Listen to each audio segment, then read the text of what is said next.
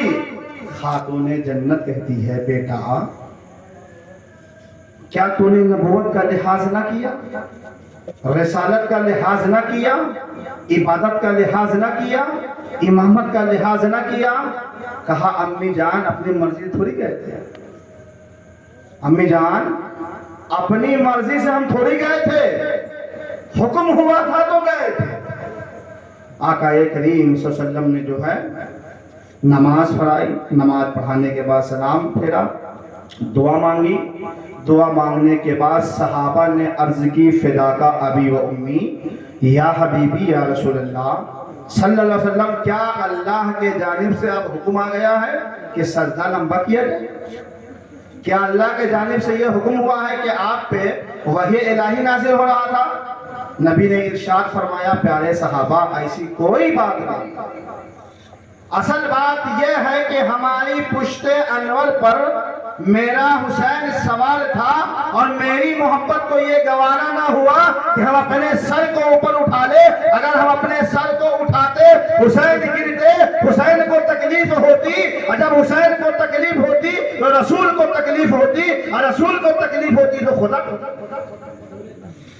تو جس رسول کو یہ گوارا نہ ہو کہ حسین کو تکلیف ہو، جب میدان کرب و بلا میں حسین شہید کیا گیا ہوگا تو رسول کو کتنی تکلیف ہوئی ہوگی، رسول کو کتنی تکلیف پہنچی ہوگی۔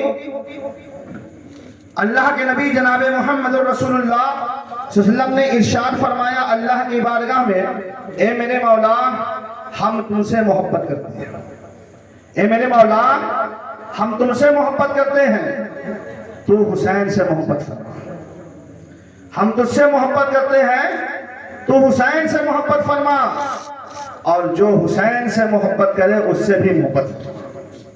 یہ دعا کون مانگ رہے ہیں؟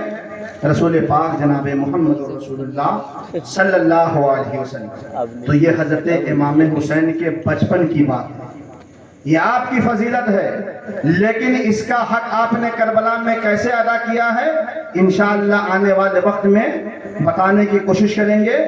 ایک واقعہ اور چلتے چلتے ہم بتا دیتے ہیں، پھر انشاءاللہ الرحمن مدینہ پاک سے آپ کی روانگی مکہ شریف تک، اور جو وقت گزرتا ہے، جو ٹائم گزرتا ہے کہ امام حسین کی عمر پاک کیسے آگے بڑھی، امام حسین نے کتنی تکلیفیں اٹھائی، اور مدینہ سے مکے کے لیے کب روانہ ہوئے، آج ایک جملہ دے رہا ہوں، پھر انشاءاللہ الرحمن یہ ایک دن کی بات نہیں ہے، 6 مہینے لگے تھے جانے، 10 دن میں نہیں پہنچ گئے تھے، 6 مہینے لگے تھے۔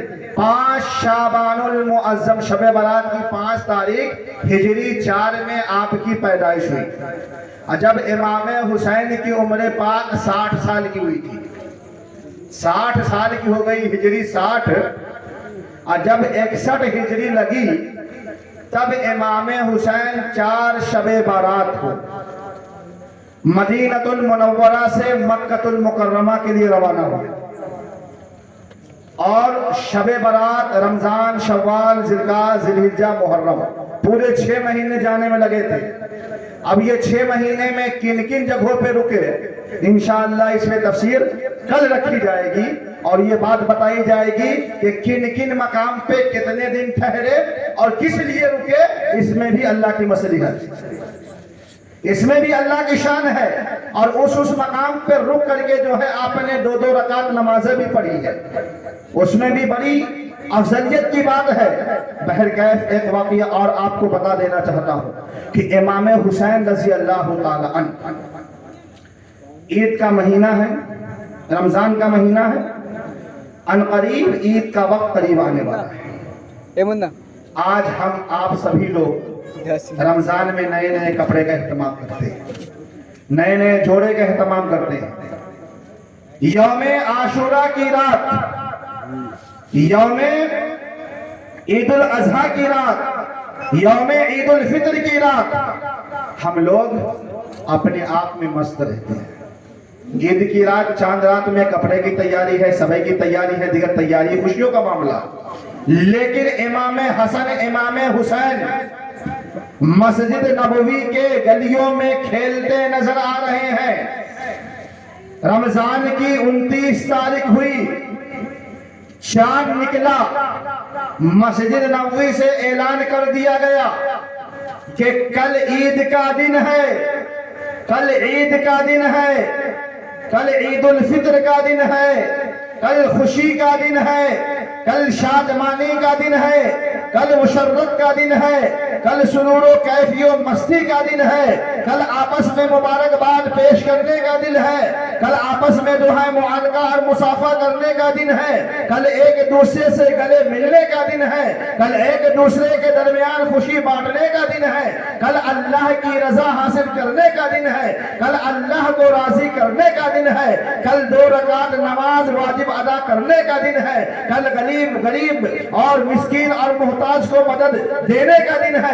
ये मस्जिद नबी से जैसे ऐलान हुआ, हज़रत इमाम हसन इमाम हुसैन दौड़ते हुए खातून जन्नत की आगोश में आते हैं और आने के बाद कहते हैं, अम्मी जान आपको मुबारक हो, कल ईद होने वाली है। अम्मी जान आपको मुबारक हो, कल ईद होने वाली है। कि आपने नाना जान की मस्जिद से ऐलान नहीं सुना है? खातून जन्नत अर्ज करती है, बेटा हमने ऐलान सुन लिया है, मस्जिद से ऐलान किया गया है कि कल ईद का दिन है, कल खुशी का दिन है, कल लोग नए नए कपड़े पहनेंगे, नए नए लिबास पहनेंगे। अब आका हसन हुसैन ने अर्ज की, अम्मी जान हम लोगों के लिए नया कपड़ा कहां से आएगा, हम लोगों के लिए नया लिबास कहां से आएगा? खातून जन्नत थोड़ी देर के लिए खामोश होती है, फिर इत्मीनान देने के बाद दोनों लालों के सर पे जो है अपना हाथ रखती है, जन्नती हाथ रखती है और रखने के बाद दोनों बेटे को जो है अपनी बाहों में लेती है और लेने के बाद माँ अपने बेटे से कितनी प्यार करती है वो माँ ही का दिल जानता है, वो माँ ही जानती है।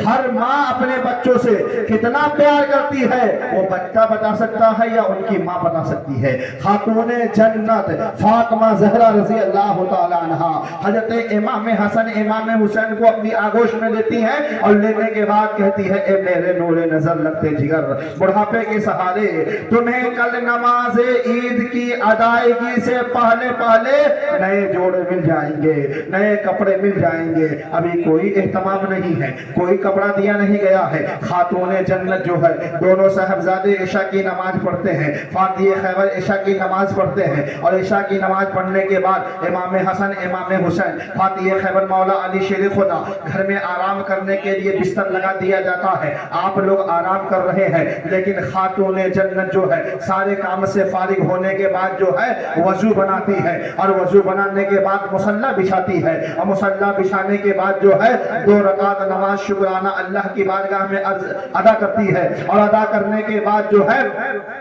बिनते रसूलुल्लाह खातून जन्नत जनाबे बीवी फातिमा ज़हरा रज़ी अल्लाह तआला अन्हा अब अल्लाह के रहमत के सहारे अपने दोनों हाथ को उठाती है और रब की बारगाह में मुनाजात पेश करती है, रब की बारगाह में दुआ पेश करती है।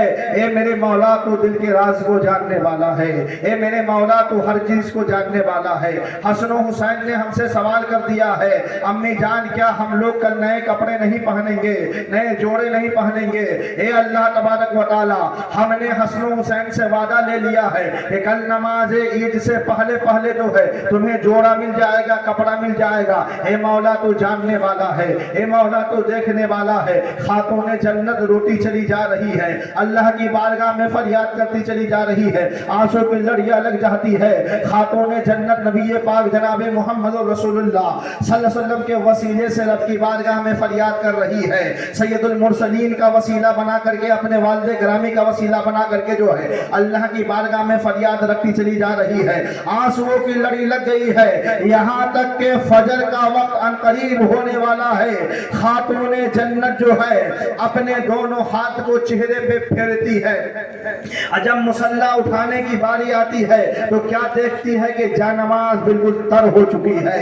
इतना आंसू आपने बहाया था, किस लिए बहाया था? ताकि मेरे दोनों लाल को नमाज ईद से पहले पहले नया लिबास मिल जाए, ताकि ये बच्चे का भरोसा माँ पे बना रहे। वरना ये बच्चे कल होकर के कहेंगे मेरी माँ तो झूठा दिलासा देती है, मेरी माँ तो झूठ बोलती है, मेरी माँ तो मेरे लिए कोई एहतमाम नहीं किया। ये खातून जन्नत है जिसे रब ने पाक किया है, ये हसन है जिसे रब ने पाक किया है, ये हुसैन है जिसे रब ने पाक किया है, ये अली है जिसे रब ने पाक किया है, सारी गंदगियों से पाक फरमा दिया دیا ہے, ساری برائیوں سے پاک فرما دیا ہے, سارے نجاستوں سے پاک فرما دیا ہے, سارے آلودگیوں سے پاک فرما دیا ہے. یہ پاک بھی ہے, صاف بھی ہے, بہتر بھی ہے, افضل بھی ہے, اور نبی کے گھر والے بھی ہے, نبی کے در والے بھی ہے.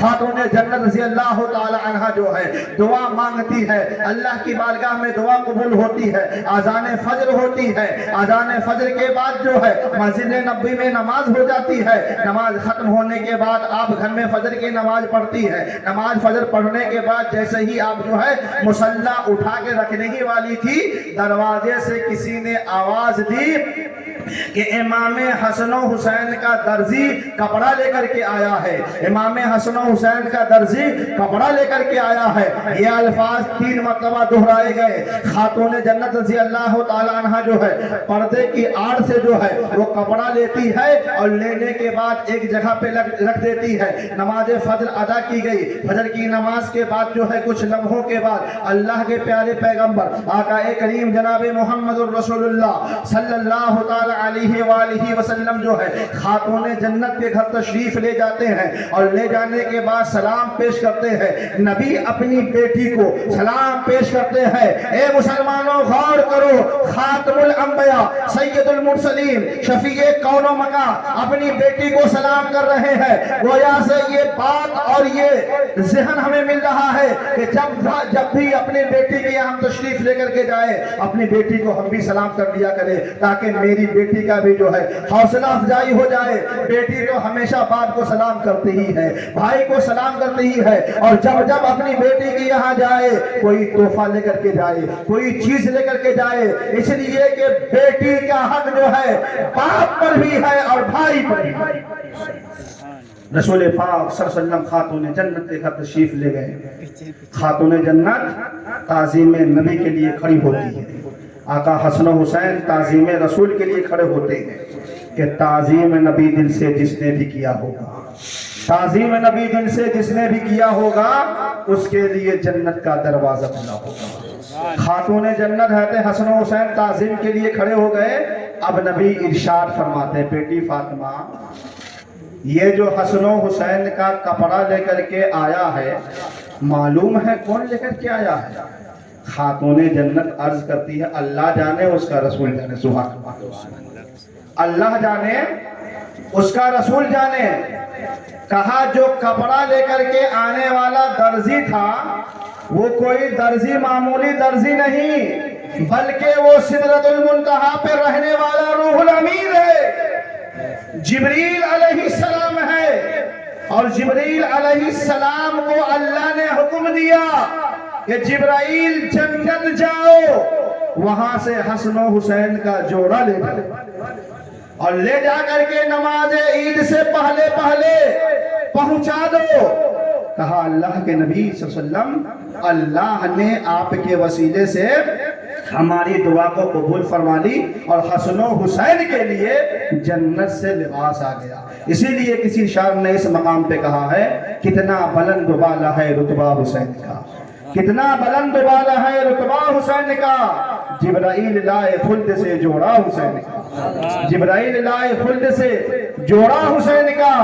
ہر وقت ہے خیالوں میں چہرہ حسین کا, ہر وقت ہے خیالوں میں چہرہ حسین کا, پڑھتے ہیں جھوم جھوم کے قصیدہ حسین کا.